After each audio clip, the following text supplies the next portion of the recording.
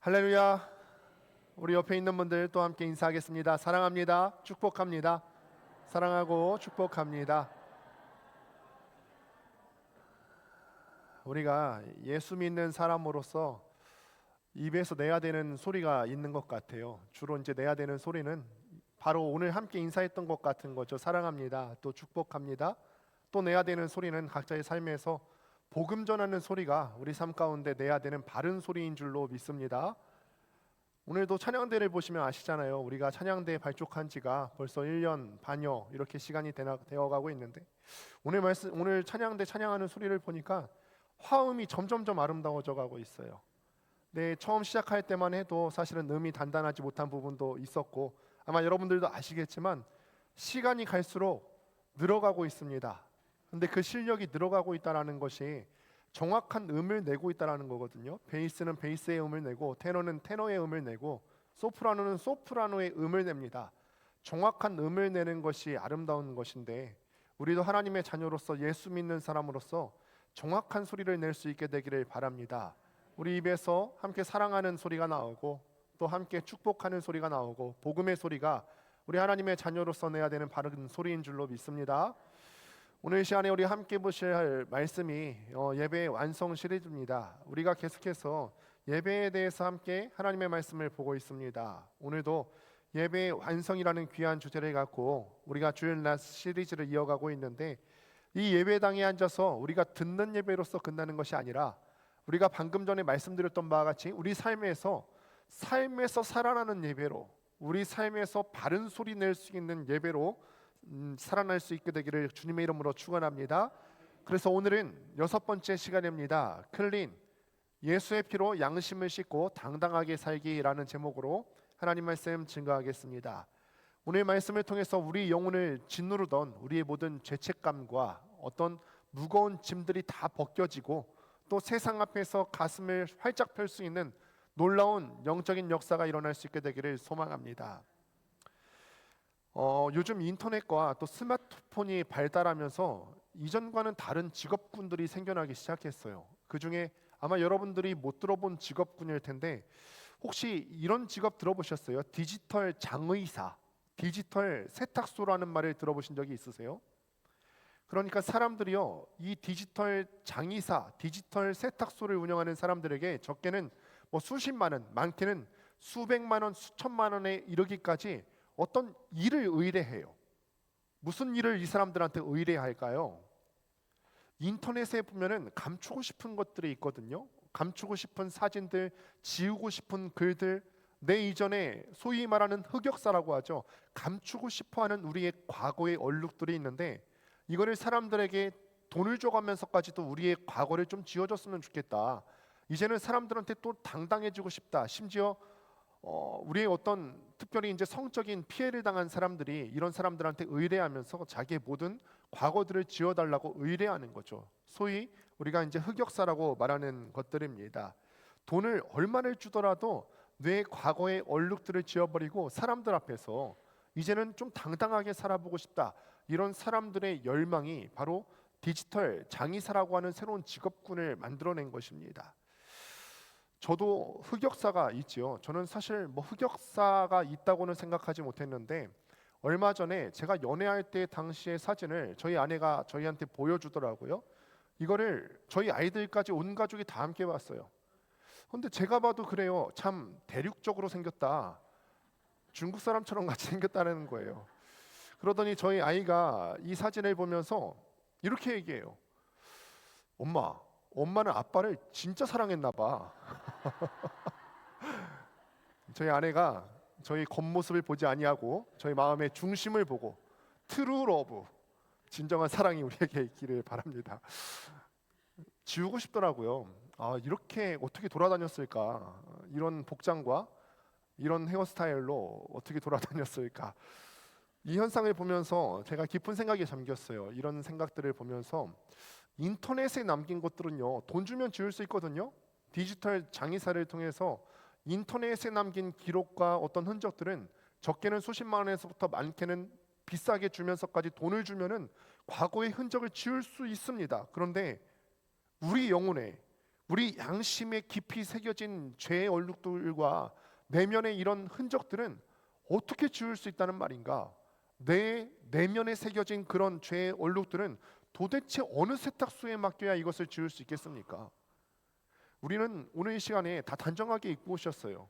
머리도 예쁘게 단장하고 오시고 겉모습은 정말 아름답게 치장을 하고 오셨단 말이죠. 제법 꽤 괜찮은 사람 같아 보입니다. 제법 반듯한 사람 같아 보이세요. 그런데 우리 각자의 내면 깊은 곳을 한번 들여다보자는 거죠. 우리 내면에 양심 깊은 곳을 한번 들여다보면은 그 마음의 방의 문을 열면 어떻습니까? 이곳에는 여기에는 지워버리고 싶은 과거의 부끄러운 실수들이 있고 과거의 부끄러운 아픔들이 있고 내 잘못들이 내 깊은 내면의 방 속에 하나둘씩은 다 있지 않습니까? 내가 누군가를 지독하게 미워했던 어떤 서늘한 마음들이 있고요. 부모로서 자녀의 마음에 상처 주는 홧김에 던졌던 감정에 못 이겨 던졌던 그런 말들이 있고요. 내가 명색이 교회 직분자인데 이 합동교단의 전통 있는 이 교회에 우리의 장로요, 권사요, 집사요, 목사인데 이번 주에도 또 세상의 유혹에 넘어지고 또 혈기를 부렸구나. 이런 은밀하고 이런 무거운 자책감들이 찌든 때처럼 덕지덕지 우리 내면의 방 가운데 묻어있지는 않냐는 말입니다. 우리는 이 찝찝한 마음을 갖고서 이 찝찝함을 어떻게든 씻어내 보려고 참 많이 애를 써요. 내 내면에 죄책감이 있어요.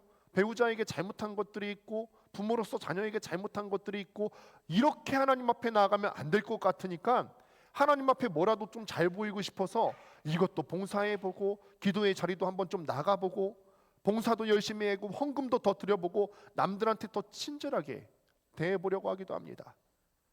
하지만 내 영심을 바늘처럼 찌르는 이 죄책감과 나는 부족한데 그래도 하나님 앞에 부족한데 라고 하는 영적인 패배감은 스스로의 힘으로는 결코 지워지지가 않는 거예요.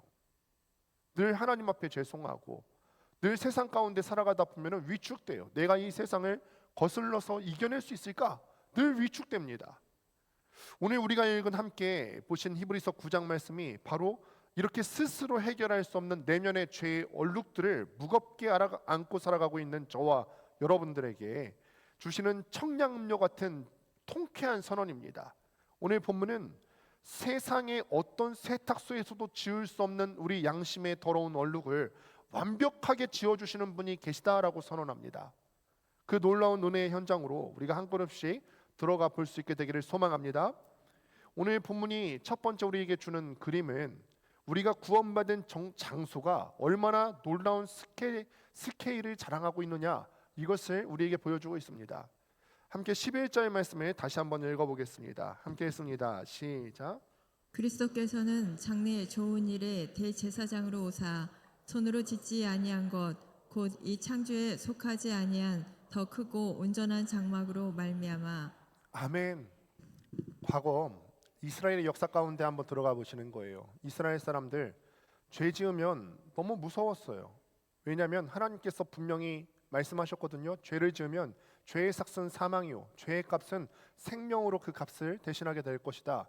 그러니 죄 지으면 죽을 수밖에 없기 때문에 죄 지으면 무서움이 생기는 것이 너무나 당연하다는 말입니다. 그래서 죄를 지었을 때 구약 사람들은 어떤 식으로 죄의 용서를 받았냐면 양이나 소를 끌고 가서 성전으로 갖고 들어갑니다. 이렇게 예루살렘 성전으로 갖고 들어가게 되는데 제사장이 그 짐승의 각을 뜨고 피를 제단 가운데 흠뻑 쏟고 나서야 그제서야 죄 지은 사람이 안심을 하는 거죠. 아, 다행이다. 원래는 죄 지었으면 죄 지은 사람의 생명으로 그 값을 대신해야 되는데 눈앞에 죽어가는 그 짐승의 피를 보고서 아, 다행이다. 이 짐승이 나 때문에 죽었기 때문에 내 죄 지은 것 때문에 내가 죽을 일은 없겠구나. 그 피를 보면서 그제서야 안도할 수 있었어요. 그런데 성도 여러분, 이 구약의 성막과 성전에는 치명적인 한계가 있었다라는 거예요. 어떤 치명적인 한계가 있었죠? 아무리 잘 지은 성막이라 한들, 아무리 잘 지은 성전이라 한들 유한한 사람의 손으로 지은 한계가 있었다라는 거예요. 사람의 손으로 지은 땅의 건물이었다라는 것입니다. 아무리 금을 입히고요, 아무리 그 성막 가운데 화려하게 그 성막을 치장했어도 결국 인간이 만든 피조 세계의 건물이에요. 여러분, 우리가 모델하우스를 가보신 적이 있죠? 아무리 비싸고 아무리 유명한 브랜드 아파트의 모델하우스에 간다 한들 거기가 진짜 내 집은 아니지 않습니까? 이 브랜드 아파트 모델 하우스에 가서 영원히 살 것처럼 기뻐함을 여러분들 누리시고 계십니까? 아니에요. 모델 하우스는요, 아무리 화려해도 거기서 영원히 살 수 없는 것처럼 구약의 제사와 성막이 그렇다라는 거예요. 구약의 제사와 성막은 하나님께서 그냥 천국은 나중에 너네가 장차 맛볼 하나님의 나라는 이런 곳이 하고 모형으로 주신 것이지 거기가 영원하게 한계가 없는 하나님의 나라가 아니라는 거예요. 구약의 제사와 성막은 진짜 구원자가 오시기 전까지 보여주는 구약의 모델 하우스에 불과합니다. 그렇다면 오늘 말씀 보니까 우리 주님께서 하늘 성소로 올라가셨다라는 말이 무슨 의미일까요? 우리 말씀에 나와 있는 우리 예수님께서 하늘 성소에 올라가셨다, 무슨 의미일까? 우리 물론 사도행전 1장을 보면은 예수님께서 부활하시고 난 다음에 40여일을 제자들과 함께 보내다가 승천하시게 됩니다. 물리적으로, 역사적으로 우리 예수님께서 하늘로 올라가셨다, 이 말도 되겠지만 그런 역사적 사실을 넘어서 예배의 장소에 대한 우리의 고정관념을 넘어선다라는 겁니다. 예수님께서 하늘 성소로 올라가셨다라는 말은 예배의 장소에 대한 우리의 고정관념을 깨트리는 말이에요. 구약 시대에는 우리 백성들이, 이스라엘 사람들이 하나님을 만나기 위해서 어디로 가야 된다 생각했죠? 예루살렘에 가야 된다 생각했어요. 그 예루살렘에서 특별히 거룩한 곳 성전에 가야 된다고 생각을 했습니다. 그 성전에 가서 갖고 온 희생 제물을 드리고, 그리고 그 성전에서 하나님의 임재를 경험할 수 있다 생각했어요. 그래야만 그 성전 안에서 내 죄가 씻기고 비로소 하나님을 만날 수 있다고 생각했기 때문에 그렇습니다. 그런데 문제가 무엇입니까? 이 사람들의 생각을 거꾸로 생각해 보는 거예요. 하나님을 만날 수 있는 곳이 성전 안에서만 국한되는 것이라면 성전 밖으로 나갈 때 이 사람들의 마음은 어떨까요? 내가 이 성전 안에서는 하나님을 만났지만 저 성전 문을 밖으로 나서게 되면 저기는 거룩함이 없는 세상으로 내가 또 나가게 되겠구나, 두려운 거죠. 이 거룩함이 없는 세상에서 내가 어떻게 살아낼 수 있을까? 다시 거룩함이 없는 세상으로 돌아간다고 생각하면서 마음이 불안했던 거예요. 그런데 우리 예수님께서 뭐 하셨다고요? 인간이 만든 이 좁은 건물의 한계를 다 벗어나게 하셨다는 거예요. 그래서 예수님께서 죽으신 다음에 성막에서 어떤 일이 발생했습니까? 성소와 지성소를 나누는 두꺼운 휘장이 있었는데 그 두꺼운 휘장이 위에서부터 아래로 쫙 갈라졌습니다. 무슨 말이냐면 더 이상 하나님을 만나는 장소는 이 성막 안에서만 국한되지 않는다. 어디서든지 우리가 하나님과 바른 관계를 맺고 있더라면 그곳이 어디서든지 우리가 하나님을 만날 수 있다. 그곳이 남극에서든 북극에서든 아프리카든 미국이든 대한민국이든 북한 땅이든 상관없다. 하나님과 바른 관계를 맺고 있는 곳이라면 하나님을 만날 수 있다. 우리 예수님의 죽으심으로 예배의 장소에 대한 한계가 넘어선 것입니다. 이런 찬양이 그래서 있죠. 우리 찬송가 한번 3절 말씀만 같이 한번 불러봤으면 좋겠는데, 제가 준비해드린 높은 산이 같이 한번 불러볼게요. 거친 들이 조막이나 궁궐이나 내 주 예수 모신 곳이 그 어디나 하늘나라 할렐루야 찬양하세 내 모든 죄 사함 받고 주 예수와 동행하니 그 어디나 하늘나라 할렐루야. 높은 산이나 거친 들이나 우리 예수 그리스도를 모신 곳이 그 어디나 하늘나라 되는 줄을 믿습니다. 이것이 얼마나 놀라운 은혜인지 아십니까? 이제 여러분이 눈물로 자녀를 위해서 기도하는 그 집안에서의 자녀의 골방이 하나님을 만나는 장소라는 거예요. 이제는 내가 상사에게 꾸지람을 듣고 남몰래 한숨 쉬는 그 사무실 책상이 여러분들이 하나님을 만날 수 있는 장소가 되었다라는 것입니다. 이제는 내가 땀 흘려 밥을 짓고 청소하는 여러분들의 일상의 삶의 현장에서 하나님을 만날 수 있는 예배의 장소가 되었다라는 것입니다. 더 이상 이제 우리 집안이, 우리의 일하는 직장의 터가, 우리가 몸담고 있는 이 세상이 거룩함이 없는 세상의 현장이 아니라는 것입니다.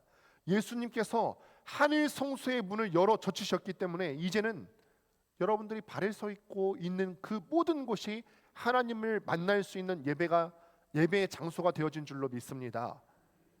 그래서 예수님께서는요, 우리에게 궁극적으로 원하시는 거에 그것이죠. 이제는 하나님을 만날 수 있는 예배의 장소의 한계가 없어졌어요. 그러면 주님께서 우리에게 무엇을 원하실까요? 나는 너희가 일주일에 한 번 이 1시간 예배 드리는 것으로 끝나지 않았으면 좋겠다. 예전에는 구약 이스라엘 사람들은 저 예배당 문을 나서면 거룩함이 없는 세속의 현장으로 가는 거라 생각했는데 이제는 그 한계 없지 않냐? 너희가 1시간만 예배 드리는 것이 아니라 저 예배당 문을 열고 나서도 너희 가정이 예배 드리는 현장이 되었으면 좋겠고, 너희 직장이 예배 드리는 현장이었으면 좋겠고, 배우자의 관계 가운데서 예배하는 그 관계가 형성되었으면 좋겠고, 모든 곳에서 예배의 현장이 되었으면 좋겠다.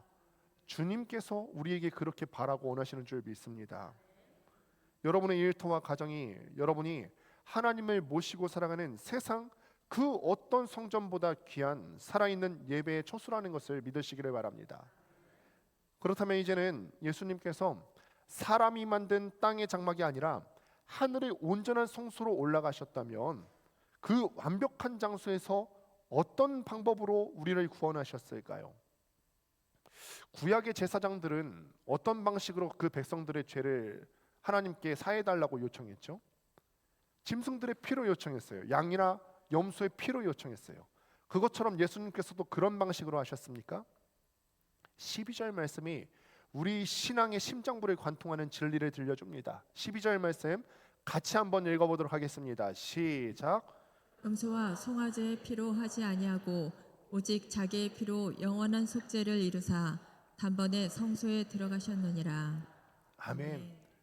다시요, 우리가 구약시대 이스라엘 사람들의 심정으로 들어가는 거예요. 구약시대 사람들이요, 죄 지으면 무서웠다 했죠. 왜냐하면 죄의 값은 생명으로 그 값을 내야 됐기 때문에 죄 지으면 혹시나 내가 이 벌을 받지 않을까 두려웠어요.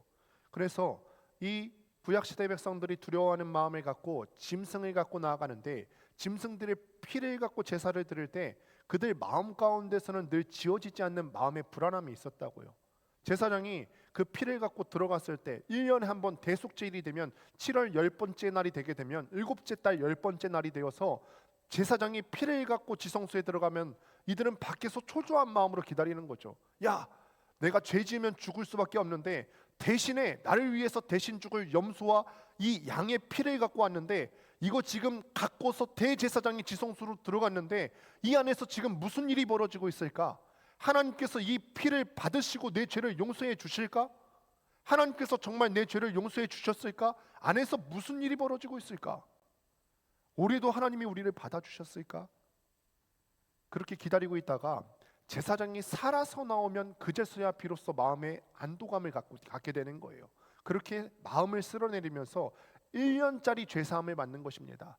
왜냐하면 1년에 한 번 대속죄일이 있기 때문에 1년 동안 그렇게 대속죄를 받고 그 다음에 또 대속죄일이 되었을 때 양과 염소의 피를 갖고 하나님 앞에 나아갔어야 됐거든요. 이거는 요즘 생각하면 젊은이들이 많이 쓰는 그런 어떤 영상 같은 거 있잖아요. 월 정액 구독 서비스, 이렇게 생각하시면 좋을 것 같아요. 여러분 넷플릭스 아니면 어떤 유료 결제 서비스 이런 거 있지 않습니까?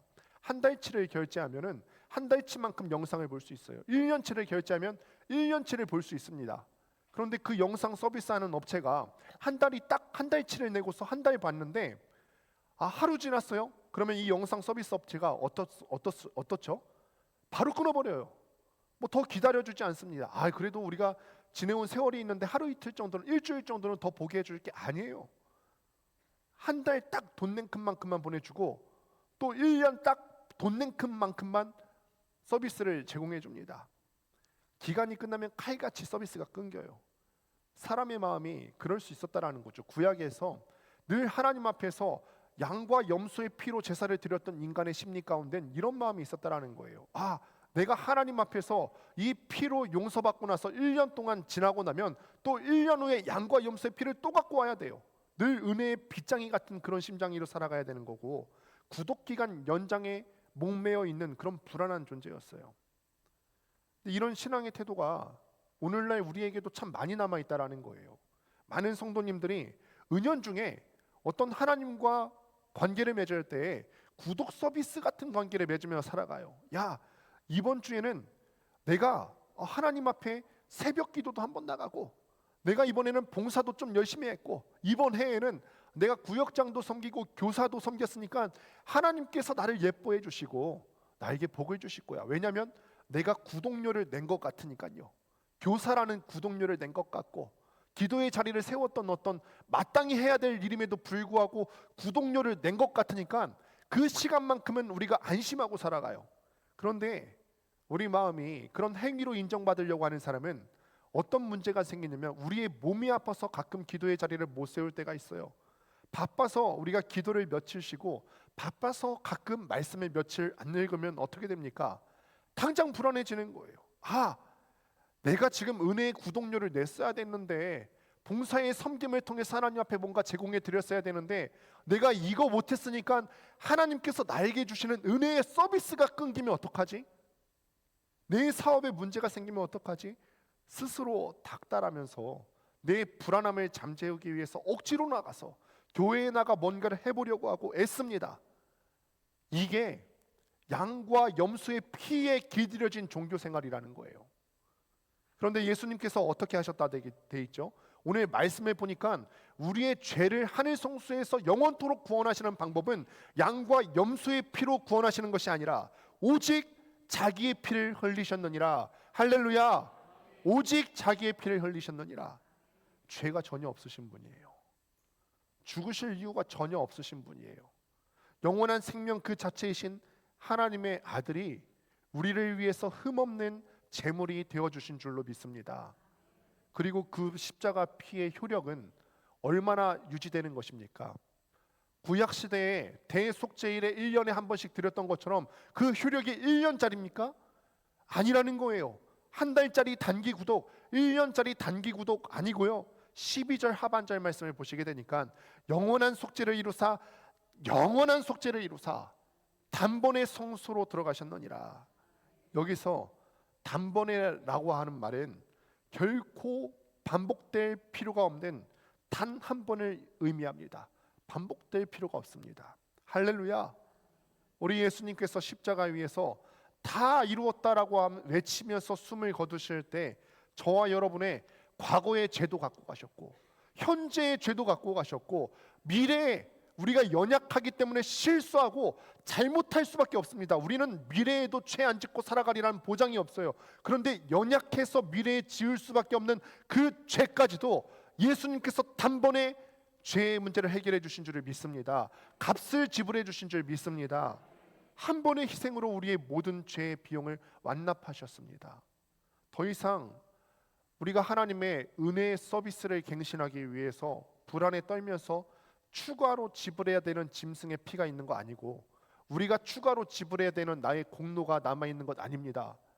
우리가 삶의 현장에서 실패하고 넘어졌을 때 마귀는 이 부분을 집요하게 공략해 들어옵니다. 어떻게 공략해 들어오죠?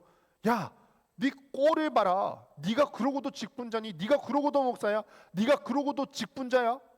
어제 남편과 아내에게 퍼부은 그 험한 말 생각해봐라. 어제 자녀에게 네 감정 쏟아놓은 거 그거 생각해봐라. 하나님이 너 같은 사람의 예배를 받아주신 것 같아?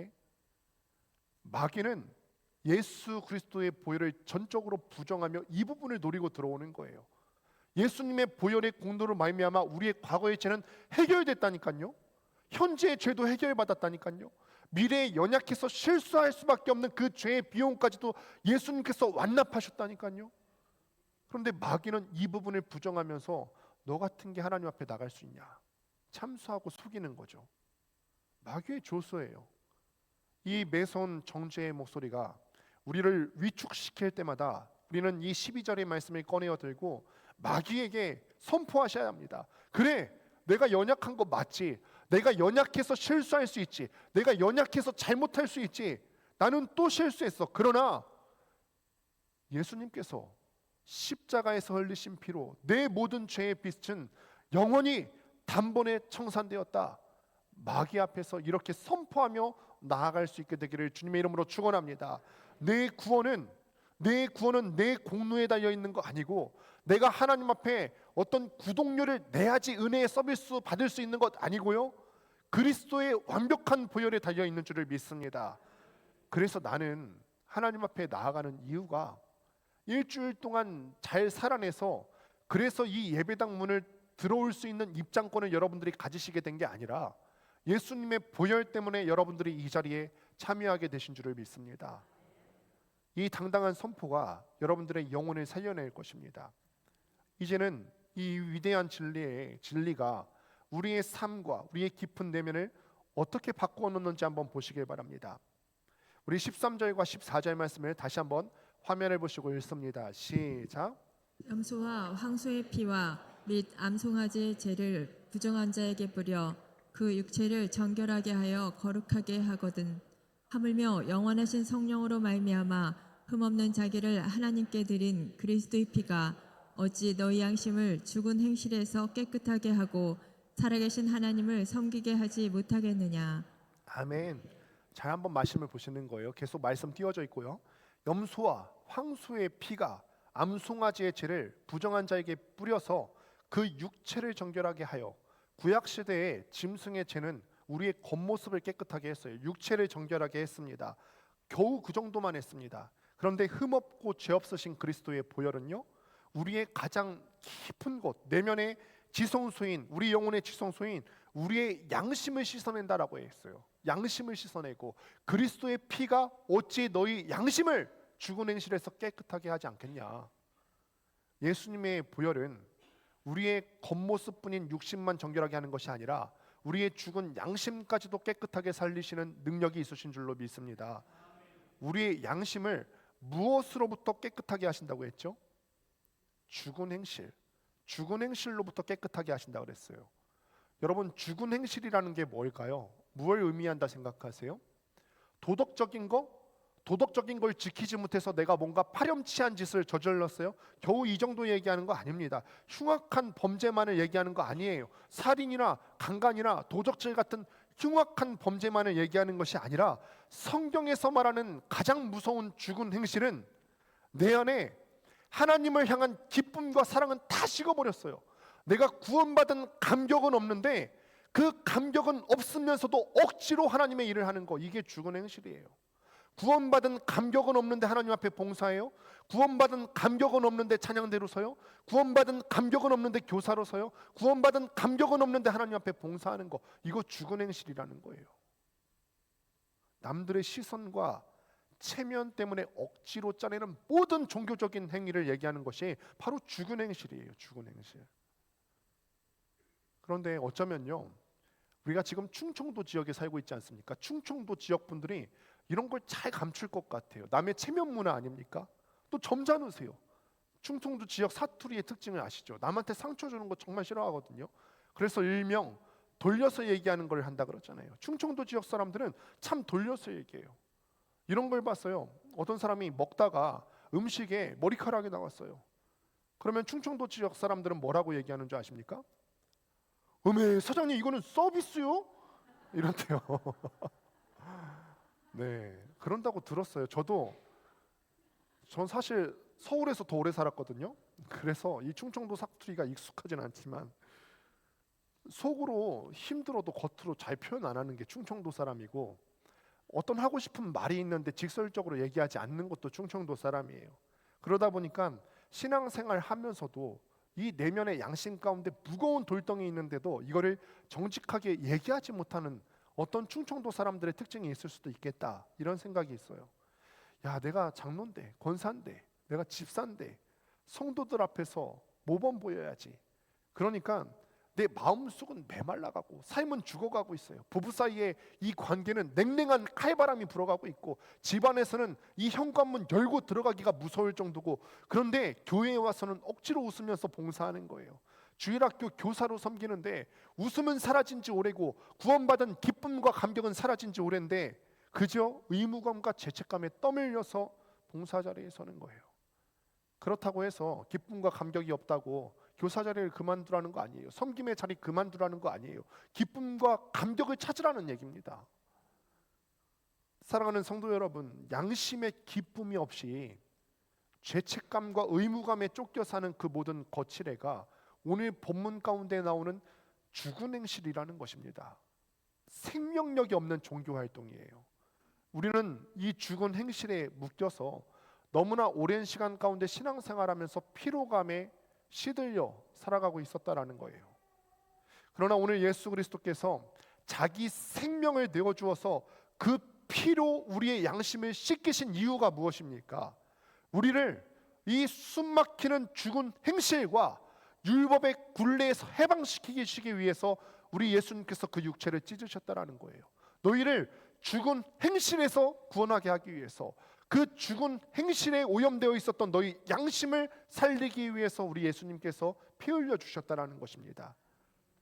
그리고 14절의 말씀처럼 궁극적으로 살아계신 하나님을 섬기게 하기 위함이다. 자발적으로 예배하기 위함이라는 말이에요.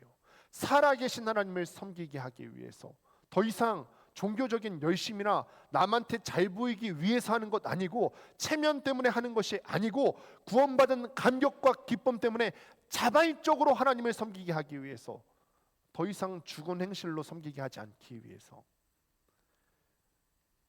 우리가 예수의 보혈로 내 양심이 클린, 깨끗하게 되어졌다는 사실을 믿는다면 우리의 삶의 태도는 완전히 뒤바뀌질 수밖에 없는 것입니다. 더 이상 눈치 보며 신앙생활하지 않습니다. 나의 연약함을 감추기 위해서 영적인 화장을 덕지덕지 할 필요가 없습니다. 그냥 내 모습 이대로 나아가는 거예요. 연약하면 연약함 있는 모습 그대로 나아가고, 넘어지는 부끄러운 모습 그대로 십자가 앞에서 나아가서 고백하는 겁니다. 하나님, 저는 여전히 부족합니다. 행실로는 저는 하나님 앞에 나아갈 자격이 되지 않습니다. 그러나 십자가 보혈이 나를 의롭다 하셨으니 제가 이 자격 없는 몸을 갖고 주님 앞에 나아갈 때 주님 저를 받아주옵소서. 하나님, 제가 다시 일어나서 살아계신 하나님을 섬기겠습니다. 예수 그리스도의 보혈로 죽은 행실에 찌들려 있었던 우리의 양심을 깨끗하게 씻어주셔서 내 안에 구원받은 기쁨과 감격이 살아나게 하여 주옵소서. 우리의 기도의 제목과 간구의 제목이 되어야 될 줄로 믿습니다.